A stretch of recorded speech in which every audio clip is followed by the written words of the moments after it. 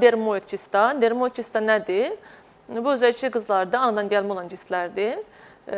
Yəni özəlliklə 12-13 yaşdan sonra əvvəlcə xırda olur, 12-13 yaşdan sonra da müəyyən qədər böyümə gedir bu cistlərdə.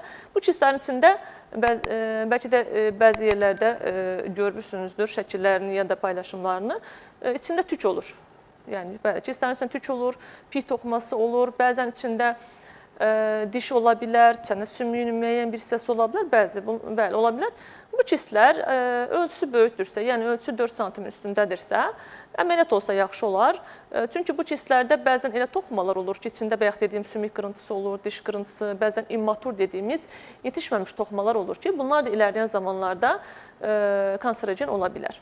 4 sm üstü. Bir də digər problem nə edə bilər? Bu cistlərdə yapışma olmur adətən və yumurtalığı vura bilər. Yumurtalığı vurar, bu da ki, yumurtalığa zərər verə bilər. Ona görə ölçü 4 sm-in üstündə olan dermoid cistlərdə əməliyyat olsa yaxşı olar.